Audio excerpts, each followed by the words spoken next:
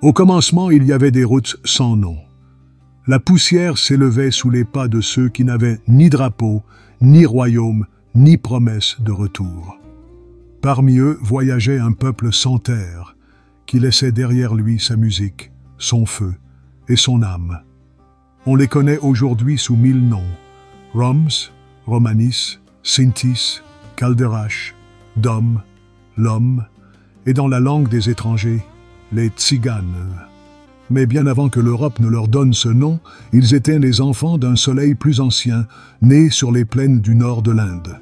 Et si l'on regarde plus loin, au-delà de la mémoire, au-delà de l'histoire, on découvre qu'avant même l'Inde, leurs ancêtres lointains parcouraient les steppes du nord de l'Asie centrale. Ils faisaient partie des migrations indo-européennes, ces peuples qui portaient le feu du langage à travers les continents. De ces vents anciens naquirent des langues qui, en entrant en Inde, donnèrent naissance au sanskrit, la langue dont l'écho résonne encore dans la parole des Roms. Ainsi, leur histoire commence à la fois dans le souffle du Nord et dans la poussière de l'Inde, l'un ancien, l'autre éternel. Leur véritable histoire appartient pourtant à l'Inde.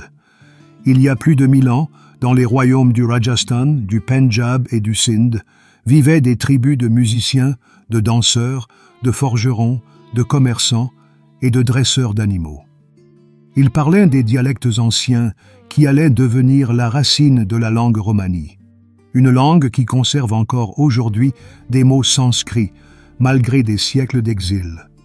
Ce n'était pas une seule tribu, mais plusieurs, les Dom, Banjara, Nath, Kalbelia, chacun connu pour ses métiers et sa vie nomade.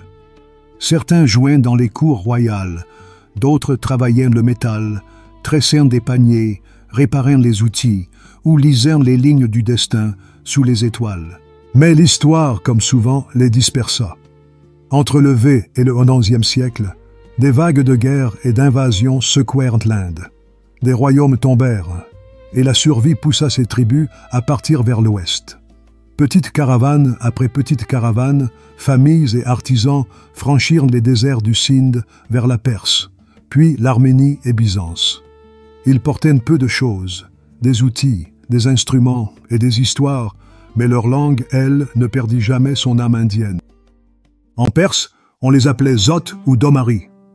Les rois perses accueillirent certains comme musiciens, les louris qui animaient les cours royales. D'autres étaient forgerons, tanneurs ou dresseurs d'animaux.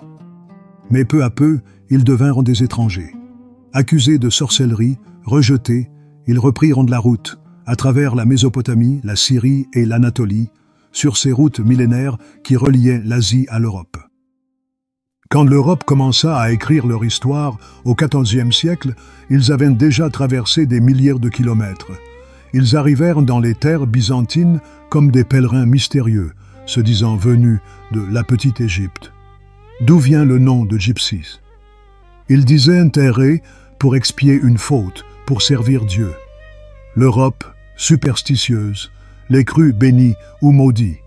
Certains les voyaient comme des magiciens, d'autres comme des hérétiques. Mais ce qu'ils étaient réellement, c'étaient des survivants. Ils pénétrèrent dans les Balkans, en Hongrie, en Europe de l'Est, des terres partagées entre l'Empire ottoman et la chrétienté. Là, ils trouvèrent le travail où ils le pouvaient. Les hommes forgeaient, réparaient, vendaient des chevaux. Les femmes dansaient, soignaient, lisaient de l'avenir. Et même si l'Europe les voyait comme des errants sans patrie, leur cœur gardait le souvenir d'une Inde lointaine, que leur langue murmurait encore dans des mots sanscrits et hindis.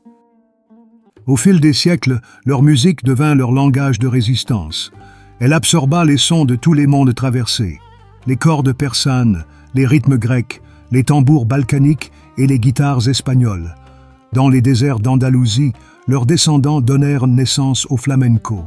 En Hongrie et en Roumanie, leurs violons transformèrent la douleur en beauté. Partout où ils passaient, ils changeaient la musique, et la musique les faisait vivre. Mais la liberté eut un prix.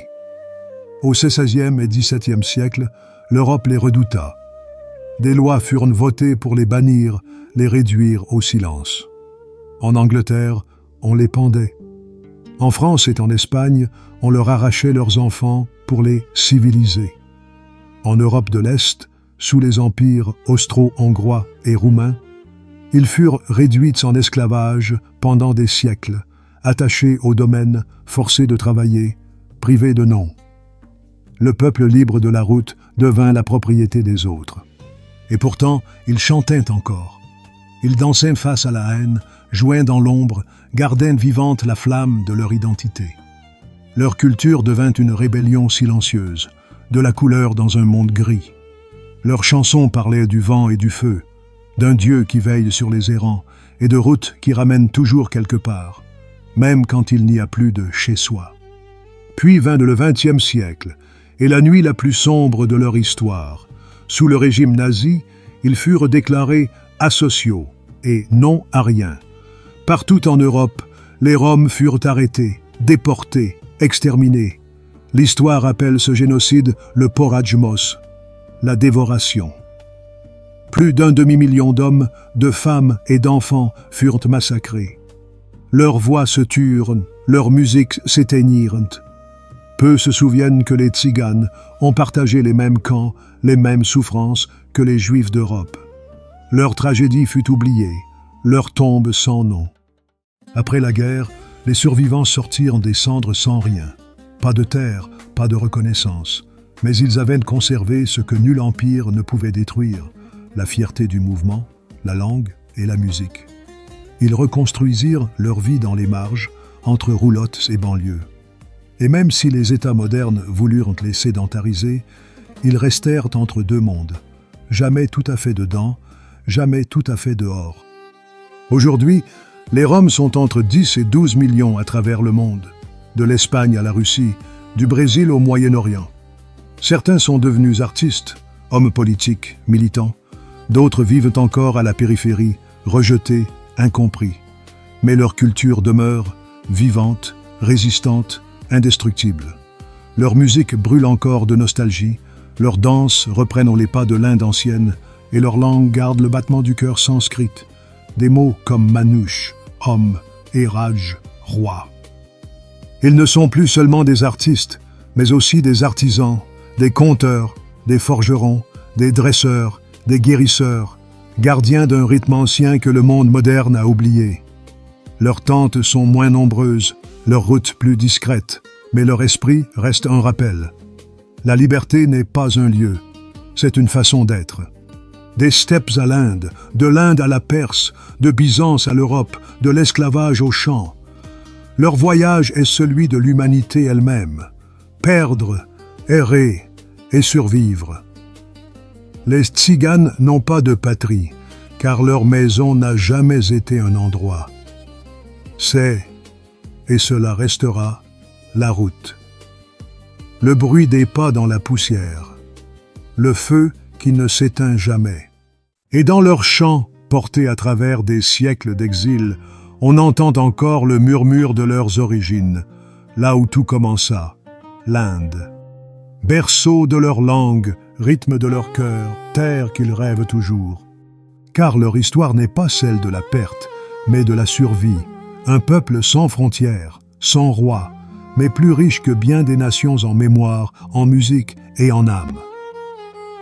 Les tziganes, enfants de la route, gardiens d'une liberté ancienne, marchent encore parmi nous, chantent encore le monde d'autrefois, et nous rappellent ce que signifie appartenir à partout et à nulle part.